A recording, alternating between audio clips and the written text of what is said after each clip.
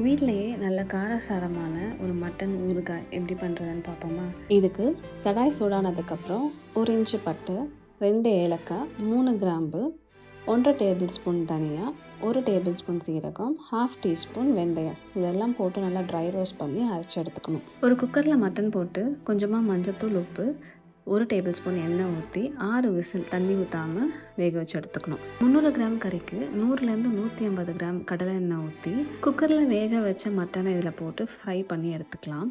அதே எண்ணெயில் கொஞ்சமாக கடுகு, சீரகம், 2 டேபிள் ஸ்பூன் இஞ்சி பூண்டு பேஸ்ட்டு, 3 காஞ்ச மிளகாய், 10 பல் பூண்டு, லாஸ்ட்டாக கருவேப்பிலை சேர்த்துட்டு ஸ்டவ்வை ஆஃப் பண்ணிடலாம். இப்போ 20 கிராம் தனி மிளகாத்தூள், ஃபஸ்ட்டு அரைச்சி வச்சுருந்த மசாலா, தேவையான அளவுக்கு உப்பு போட்டு நல்லா கிண்டிக்கணும். கம்ப்ளீட்டாக இது கூல் டவுன் ஆனதுக்கப்புறம் ஒரு லெமன் பிழிஞ்சு விட்டோம் அப்படின்னா ஒரு 2 வீக்ஸ் கூட கெடாமல் அப்படியே இருக்கும். இதே மாதிரி ஒரு டைம் ட்ரை பண்ணி பாருங்கள். வீடியோ பிடிச்சிருந்தா சேனல் சப்ஸ்கிரைப் பண்ணிக்கோங்க. ஸோ தட் நான் நெக்ஸ்ட் போகிற வீடியோஸ் உங்களுக்கு ஃபீடில் வரும். தேங்க்யூ.